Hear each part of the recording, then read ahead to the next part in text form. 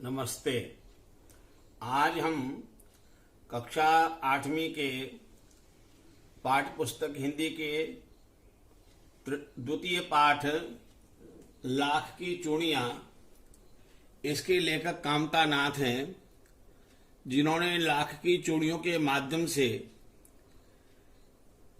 अपने मामा के यहाँ यात्रा करते हुए, वहाँ उस गांव में निवास करते हुए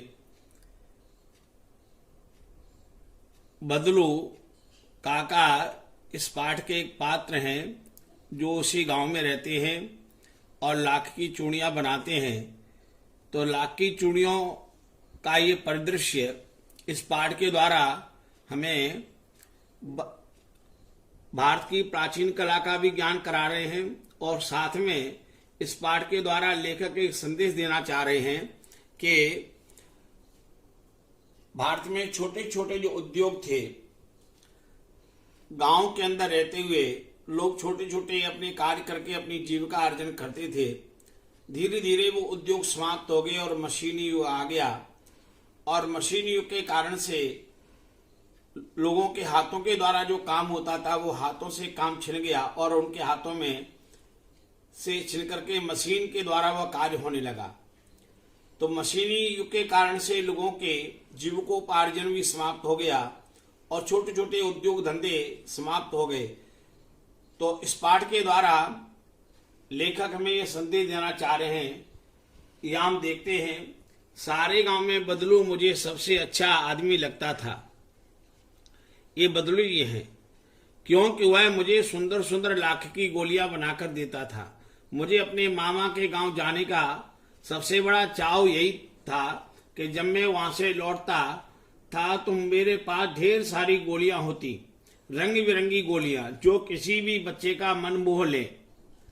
तो लेखक ने अपने मामा के गांव की यात्रा में इस बदलू काका के जीवन के संबंध में बता रहे हैं। वैसे तो मेरे मामा के गांव का होने के कारण मुझे बदलू को बदलू मामा कहना चाहिए था, परंतु मैं उसे बदलू मामा न कहकर बदलू काका कहा करता था। जैसा कि गांव के सभी बच्चे उसे कहा करते थे। बदलू का मकान कुछ ऊंचे पर बना था। मकान के सामने बड़ा सा सहन था जिसमें एक पुराना नीम का वृक्ष लगा था। ये नीम का वृक्ष यहाँ दिखाई दे रहा है। उसी के नीचे बैठकर बदलू अपना काम किया करता था। बगल में भट्टी देखती रहती थी। ये भट्टी देख रही है जिसमें वह लाख पिघलाया करता था। ये लाख पिघल रही है, रखी हुई है पात्र में। सामने एक लकड़ी की चौखट पड़ी रहती थी जिस पर लाख के एक लकड़ी की चौखट है, इसमें ये लाखें बनी हुई चूड़ियां सामने दिखाई दे रही हैं। कायम होने पर वह उसे सलाख के समान पतला करके चूड़ी का आकार देता। पास में 4-6 विभिन्न आकार के वेलुनुमा मुंगेरियां रखी रहती जो आगे से कुछ पतली और कुछ मोटी होती। लाख की चूड़ी का आकार देकर वह उन्हें मुंगेरियों पर चढ़ाकर गोल और चिकना बनाता। तब एक एक करके पूरे हाथ की चूड़ियां बना चुकने के पश्चात वह उन्हें रंग करता। तो इसे में हम देख रहे हैं कि किस प्रकार से चूड़ियों का निर्माण होता था और ये बदलू काका कैसे चूड़ियां बनाते थे उसका वर्णन लेखक ने यहाँ किया है। बदलू यह कार्य सदा ही एक मची पर बैठकर किया करता था जो बहुत ही पुरानी थी। बगल में उसका हुक्का रखा रहता था। जैसे पिछले चित्र में वह हुक्का भी दिखाई दे रहा है, जैसे बीच बीच में पीता रहता। गांव में मेरा दोपहर का समय अधिकतर बदलू के पास बीतता। वह मुझे लला कहा करता और मेरे पहुंचते मेरे लिए तुरंत मच्छियां मंगा देता। मैं घंटों बैठे बैठे इस प्रकार की चूड़ियां बनाते देखता रहता। लगभग रोज ही वह 4-6 जोड़े चूड़ियां बनाता। पूरा जोड़ा बना लेने पर वह उसे बेलन पर चढ़ाकर कुछ क्षण चुपचाप देखता रहता, मानो वह बेलन न होकर किसी नववधू की कलाई हो। अर्थात यहाँ लेखक ने एक बहुत अच्छी बात कही है कि बेलन पर जो चूड़ियां लाखी बनी बदलू काका तैयार कर लेते थे तो नववधू की कलाई हो। वो लाखी चूड़ियां किसके लिए बनाते थे? जो नव वधू है, विवाह हुआ उसके, तो वो कलाई चूड़ियां बनाते बनाते उनके मन में एक परिकल्पना होती थी कि ये चूड़ियां किसी नववधु के हाथ में पहनाई जाएंगी तो कितना सुंदर लगेगा। बच्चों इस पाठ को जैसे मैंने पढ़ा है ऐसे आप भी इसकी रीडिंग करें। इसको पूरा पाठ को ध्यान से पढ़ें, एक एक शब्द का सही उच्चारण करें और पाठ में जो शब्द आ रहे हैं कठिन शब्द उनको आप निशान लगा के अपनी कॉपी में नोट कर ले। जब हम आपस में मिलेंगे तो उन कठिन शब्दों के संबंध में भी मैं आपको कक्षा में समझाऊंगा। और इस पाठ के विषय में हम आगे देखते हैं कि बदलू मनियार था, चूड़ियां बनाना उसका पैतृक पेशा था। उसके पिताजी परंपरा से ये चूड़ियां बनाते आ रहे थे, इसी प्रकार से बदलू काका भी बना रहे थे। वास्तव में वह बहुत ही सुंदर चूड़ियां बनाता था। उसकी बनी चूड़ियों की खपत भी बहुत थी, बहुत बनाते थे, बड़ी बाजार में बिकती थी। उस गांव में तो सभी स्त्रियां उसकी बनाई चूड़ियां पहनती ही थीं। आसपास के गांवों के लोग भी उससे चूड़ियां ले जाते थे, परंतु वह कभी कभी भी चूड़ियों को पैसे से बेचता न था। उसका अभी भी वस्तु विनिमय का तरीका था। लोग अनाज के बदले उससे चूड़ियां ले जाते। अब वस्तु विनिमय का अर्थ क्या है? एक वस्तु है, उससे विनिमय माने बदलना। अर्थात बदलू काका ने चूड़ियां दी तो बदले में वो अनाज ले लेता था।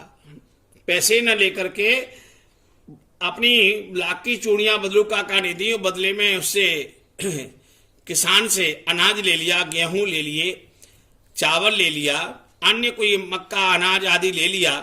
इसको कहेंगे वस्तु विनिमय। बदलू स्वभाव से बहुत सीधा था। मैंने कभी भी उसे किसी से झगड़ते नहीं देखा। हाँ, शादी विवाह के अवसरों पर वह अवश्य जिद पकड़ जाता था। जीवन भर चाहे कोई उससे मुफ्त चूड़ियां ले जाए, परंतु विवाह के अवसर पर वह सारी कसर निकाल लेता था। आखिर सुहाग के जोड़े का महत्व ही होता है। मुझे याद है मेरे मामा के यहाँ किसी लड़की के विवाह पर जरा सी किसी बात पर बिगड़ गया था। फिर उसको मनाने में लोहे लग गए थे। विवाह में किसी जोड़े का मूल्य इतना बढ़ जाता था कि उसके लिए उसकी घरवाली को सारे वस्त्र मिलते, ढेरों अनाज मिलता, उसको अपने लिए पगड़ी मिलती और रुपए जो मिलते सो अलग। अर्थात बदलू काका किसी विवाह के शुभ अवसर पर वैसे चूड़ियों का मूल्य नहीं लेते थे, लेकिन विवाह का एक ऐसा अवसर आता है जहां कलाकार को अपने लिए भी बड़ी प्रसन्नता का अवसर होता है। तो उस समय बदलू काका लोगों से अपनी पत्नी के लिए वस्त्र है, अनाज है, साथ में अपने लिए पगड़ी है और रुपए पैसे आदि लेते थे। ऐसा लेखक ने यहाँ बहुत सुंदर चित्रण बदलू काका के लाकी बड़ी हुई चूड़ियों के संबंध में किया है। यदि संसार में बदलू को किसी बात से चिढ़ थी तो वह थी कांच की चूड़ियों से। यदि किसी भी स्त्री के हाथों में उसे कांच की चूड़ियां दिख जाती तो वह अंदर ही अंदर कुड़ उठता और कभी कभी तो दो चार बातें भी सुना देता। मुझसे तो वह घंटों बातें किया करता। कभी मेरी पढ़ाई के बारे में पूछता, कभी मेरे घर के बारे में और कभी यूं ही शहर के जीवन के बारे में। मैं उससे कहता कि शहर में सब कांच की चूड़ियां पहनते हैं, तो वह उत्तर देता, शहर की बात और है लला, वहाँ तो सभी कुछ होता है। वहाँ तो औरतें अपने मर्द का हाथ पकड़कर सड़कों पर घूमती भी हैं, फिर उनकी कलाइयाँ नाजुक होती हैं ना। लाख की चूड़ियाँ पहने तो मोच ना आ जाए। कभी कभी बदलू मेरी अच्छी खासी खातिर भी करता। उन दिनों उसकी गाय के दूध होता, वह सदा मेरे लिए मलाई बचा कर रखता। और आम की फसल में तो इस दृश्य में आप देख रहे हैं, यहाँ बदलू काका बैठे हुए हैं खाट पर और ये गांव का एक दृश्य है। यहाँ लेखक कामतानाथ उसे मिलने के लिए आए हैं और उनका आपस में दोनों को वार्तालाप हो रहा है। और इस प्रसंग में हमने ये देखा कि जब लेखक बदलू काका से मिलने के लिए गए तो उनके साथ उनकी जो वार्तालाप हुआ उसमें बदलू काका एक बात समझ में आई कि वो कांच की चूड़ियों से बहुत चिढ़ते हैं, क्योंकि वो कांच की चूड़ियाँ नहीं बनाते, लाख की बनाते हैं। और वह लेखक के साथ घंटों बात करते हैं। बातचीत में घर की बात भी पूछते हैं, शहर के जीवन के संबंध में भी बात की है। लेखक ने शहर का जीवन का एक चित्रण भी किया है कि शहर में लोग कैसे रहते हैं, शहर के लोगों का स्वभाव कैसा है, उनकी जीवन शैली कैसी है। और साथ में यहाँ अतिथि सत्कार का भाव भी है कि कभी जब उनके घर जाता तो उनकी जो गाय थी उसका दूध होता था, मलाई उनको लोग खिलाते थे और आम की फसल में आम के फल भी देते थे। तो ये अतिथि सत्कार का भाव भी हमें प्रेरणा मिलता है कि भारत के गांवों में अतिथि सेवा का भाव कैसा है। कोई हमारे घर अतिथि आए तो उसका हम सम्मान कैसे करें। मैं रोज ही उसके यहाँ से 2-4 आम खा आता, परंतु इन सब बातों के अतिरिक्त जिस कारण वह मुझे अच्छा लगता वह था कि लगभग रोज ही वह मेरे लिए 1-2 गोलियां बना देता। मैं बहुधा हर गर्मी की छुट्टी में अपने मामा के यहाँ चला जाता और 1-आध महीने में वहाँ रहकर स्कूल खुलने के समय तक वापस आ जाता, परंतु 2-3 बार ही मैं अपने मामा के यहाँ गया होऊंगा। तभी मेरे पिता की एक दूर के शहर में बदली हो गई और एक लंबी अवधि तक मैं अपने मामा के गांव न जा सका। तब लगभग 8-10 वर्षों के बाद जब मैं वहां गया तो इतना बड़ा हो गया चुका था, लाख की गोलियां मेरे रुचि नहीं रह गई थी। अतः गांव में होते हुए भी कई दिनों तक मुझे बदलू का ध्यान न आया। इसी बीच मैंने देखा कि गांव में लगभग सभी स्त्रियां कांच की चूड़ियां पहने हैं। बिरले ही हाथों में मैंने लाख की चूड़ियां देखी। तब एक दिन सहसा मुझे बदलू का ध्यान हो आया। बात यह हुई कि बरसात में मेरे मामा की छोटी लड़की आंगन में फिसलकर गिर पड़ी और उसके हाथ की कांच की चूड़ी टूटकर उसकी कलाई में घुस गई और उससे खून बहने लगा। मेरे मामा उस समय घर पर न थे। मुझे ही उसकी मरहम पट्टी करनी पड़ी। तभी सहसा मुझे बदलू का ध्यान हो आया और मैंने सोचा कि उससे मिलाऊं। अतः शाम को मैं घूमते घूमते उसके घर चला गया। बदलू वहीं चबूतरे पर नीम के नीचे खाट पर लेटा था। नमस्ते बदलू काका, मैंने कहा। नमस्ते भैया, उसने मेरी नमस्ते का उत्तर दिया और उठकर खाट पर बैठ गया, परंतु उसने मुझे पहचाना नहीं और देर तक मेरी ओर निहारता रहा। मैं हूं जनार्दन काका, आपके पास से गोलियां बनवा कर ले जाता, मैंने अपना परिचय दिया। बदलू फिर भी चुप रहा, मानो वह अपनी स्मृति पटल पर अतीत के चित्र उतार रहा हो। और तब वह एकदम बोल पड़ा, आओ आओ लला बैठो, बहुत दिन बाद गांव आए। प्रिय बच्चों, पाठ के इस प्रसंग में हमने 2-3 बातें देखी। एक तो लेखक ने यह बताया कि वह जब गांव गया तो वह आम खाता था और आम उसको बहुत प्रिय है। फिर वह गर्मी के मौसम में अपने मामा के यहाँ जाता था। एक समय था जब बच्चे छोटी अवस्था में होते थे और अपने मामा के यहाँ या अपने दीदी के यहाँ या अपने अन्य रिश्तेदारों के यहाँ गांव में जाते थे और गर्मियों की छुट्टियों में जाकर के वहाँ रहते थे और वहाँ के जीवन का आनंद लेते थे। भिन्न भिन्न गांवों का दृश्य देखते थे। मुझे भी याद है, जब मैं बहुत छोटा था, कक्षा 5वीं 6वीं में पढ़ता था, उसमें अपने मामा के गांव जाता था। महीनों महीनों भर रहते थे। आज के वातावरण में वो समय बदल गया है। तो गांव की परिदृश्य का यहाँ बहुत सुंदर वर्णन किया। साथ में उसके पिताजी का स्थानांतरण हो गया, तो 8-10 वर्षों के बाद अब वो गांव जा रहा है। अब क्या देख रहा है कि कांच की चूड़ियां अब की जगह लाख की चूड़ियों की जगह कांच की चूड़ियां आ गई हैं। अब गांव की महिलाओं के हाथों में वो कांच की चूड़ियां देख रहा है, तो देखता है कि अब धीरे धीरे परिवर्तन आ गया। लाख की जगह कांच की चूड़ियां आ गई और उसकी मामा की लड़की के हाथ में भी कांच की चूड़ियां हैं। और वो देखता है कि बरसात ऋतु है, उसकी मामा की लड़की गिर जाती है और उसकी कांच की चूड़ी चुभ करके उसके खून निकल आता है। तो वो बदलू काका से मिलता है और अपनी बातचीत करता है। इस प्रसंग में अभी हम आगे देखेंगे कि बदलू काका के साथ उसकी कैसे बातचीत होती है। कुछ देर पर शांति रही। मैंने इधर उधर दृष्टि दौड़ाई, न तो मुझे उसकी मचिया ही नजर आई, न ही भट्टी। आजकल काम नहीं करती काका, मैंने पूछा। नहीं लला, काम तो कई साल से बंद है। मेरी बनाई हुई चूड़ियां कोई पूछे तब तो। गांव गांव में तो कांच का प्रचार हो गया है। वह कुछ देर चुप रहा, फिर बोला, मशीन युग है युग है ना यह लला। आजकल सब काम मशीन से होता है, खेत भी मशीन से जोते जाते हैं। फिर जो सुंदरता कांच की चूड़ियों में होती है, लाख में कहाँ संभव है। लेकिन कांच बड़ा खतरनाक होता है, बड़ी जल्दी टूट जाता है। मैंने कहा, नाजुक तो फिर होता ही है लला। कहते कहते उसे खांसी आ गई और वह देर तक खांसता रहा। मुझे लगा उसे दमा है। अवस्था के साथ साथ उसका शरीर ढल चुका था। उसके हाथों पर और माथे पर नसें उभर आई थी। जाने कैसे उसने मेरी शंका भांप ली और बोला, दमा नहीं है मुझे, फसली खांसी है। यह महीने 2 महीने से आ रही है, 10-15 दिन में ठीक हो जाएगी।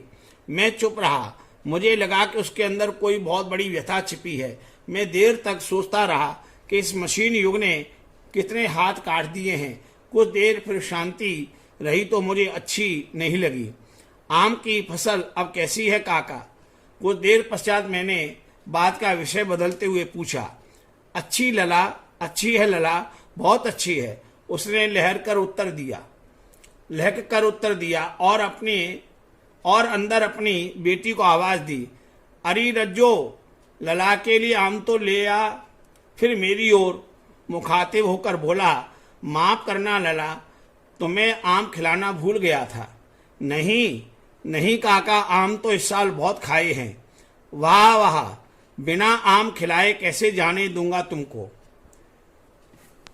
प्रिय बच्चों, इसे प्रसंग में हम देख रहे हैं कि लेखक ने जब बदलू काका से उसका वार्तालाप हो रहा है, इतने वर्षों बाद मिला है, तो अब क्या परिवर्तन देख रहा है। क्योंकि लेखक 8-10 वर्ष बाद अपने मामा के गांव गया है। तो आज बदलू काका जो पहले लाख की चूड़ियां बनाते थे, आज उसमें परिवर्तन आ गया। और क्या देखा कि गांव गांव में कांच का प्रचार हो गया है। और कांच की चूड़ियां वास्तव में मशीन से बनती हैं तो वो सुंदर भी होती हैं, इसलिए वहां पर सुंदरता, कांच की चूड़ी बड़ा सुंदरता का चित्रण किया है। लाख में वो संभव नहीं है। लेकिन कांच बड़ा खतरनाक भी होता है, जल्दी टूट जाता है और उसमें नाजुकता फिर होती है। अब धीरे धीरे इतने वर्ष व्यतीत हो गए हैं, तो यहाँ बदलू काका की अवस्था का भी बड़ा सुंदर वर्णन किया है कि अब वो धीरे धीरे उनका शरीर ढल चुका है, उसे दमा भी हो गया, उसके हाथों पर माथे में नसें भी उभर करके आ गई हैं और उसे खांसी भी है। धीरे धीरे उसके अंदर एक जो व्यथा है, पीड़ा है, वो पीड़ा की भी अभिव्यक्ति इसके अंदर हुई है। कि वो पीड़ा क्या है कि आज मशीनी युग आ गया है और मशीनी युग ने कितने हाथ काट दिए हैं।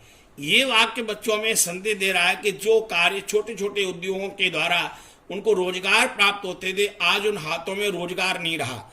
इसलिए लेखक ने ये वाक्य लिखा, मशीन युग ने कितने हाथ काट दिए हैं।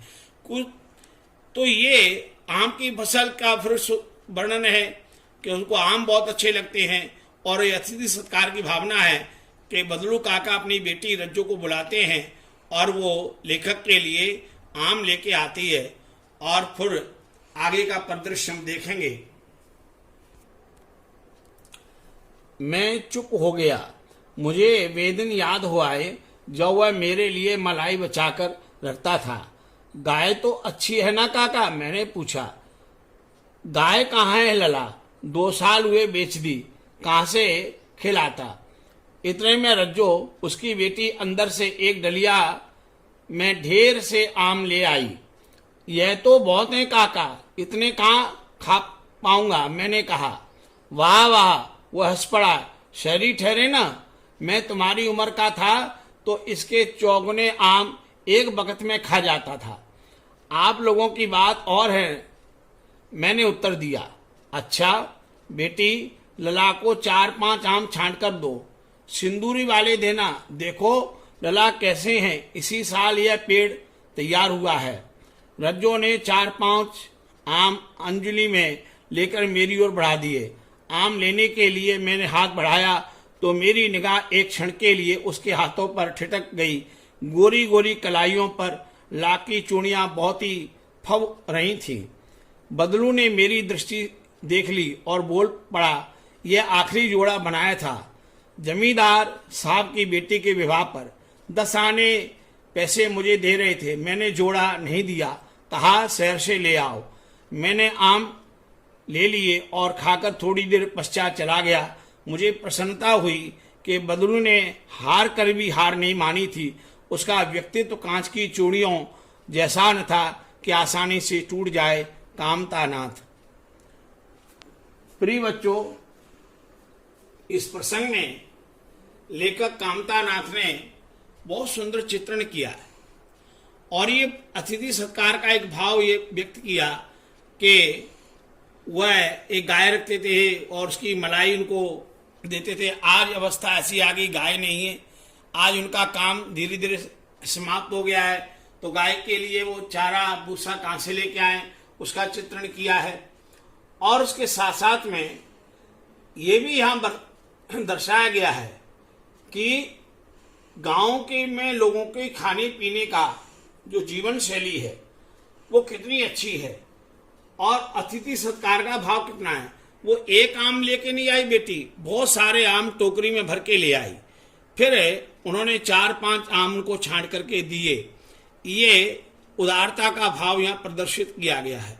और जब लेखक ने उसकी बेटी रज्जो के हाथ की कलाइयों पर ध्यान गया तो उसने क्या देखा कि इसकी लाख की चूड़ियां आज भी बदलू काका की बेटी के हाथ पर हैं। तो उसने पूछा, ये अंतिम जोड़ा उसने बनाया था और अंतिम जोड़ा भी जमींदार साहब की बेटी के विवाह पर देना चाह रहा था, लेकिन जमींदार उनको 10 आने पैसे में लेना चाह रहा था।